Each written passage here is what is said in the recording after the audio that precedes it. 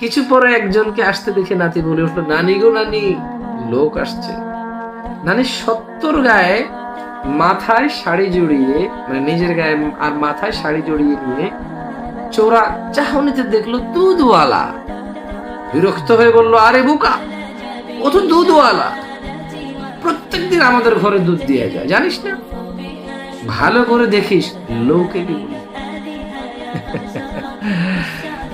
আল্লাহু আকবার, আল্লাহ।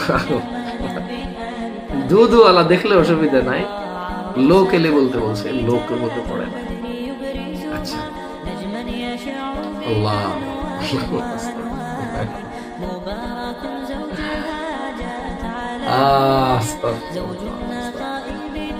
নানি সাবান মাখতে মশগুল হলো, সরি, নানি গায়ে মাথায় কাপড় নিয়ে পেছন থেকে তাকিয়ে দেখলো, দেখে বলল, ও আচ্ছা। সাম্যক্ষণ পরে মাথায় ঝুড়ি নিয়ে একজনকে আসতে দেখে নাতি বলল, নানি গো নানি, লোক আসছে। নানি গায়ে মাথায় কাপড় নিয়ে পেছন থেকে তাকিয়ে দেখলো, ও আচ্ছা, ও তো চুড়িওয়ালা।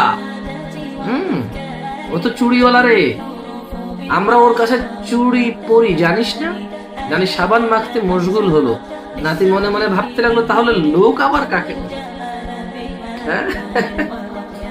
নাতি এবার চিন্তায় পড়ে গেল, একজন হলো ফটিক, আরেকজন হলো দুধওয়ালা, এই হলো চুড়িওয়ালা, তাহলে লোককে, লোক আবার কাকে? স্থির করলো আর কিছুই বলবে। আচমকা গ্রামের ইমাম সাহেব সে রাস্তায় পার হচ্ছিলেন। নাতি আর কিছু বলল। নানিকে খোলামেলা দেখে মৌলভী সাহেব গলা ঝাড়তে শুরু করলেন।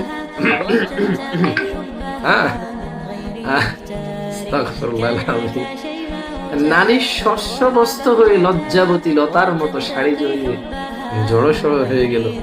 মৌলভী সাহেব পার হয়ে গেলে সে রাগে অধীরা হয়ে পড়ে এসে নাতির গালে ঠাস ঠাস করে 2 চড়া লাগিয়ে দিল।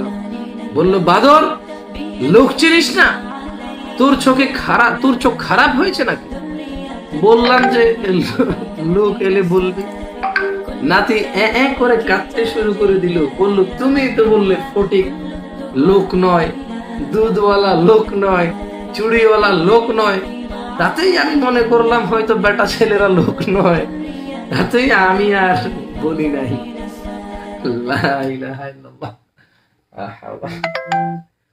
আস্তাগফিরুল্লাহ,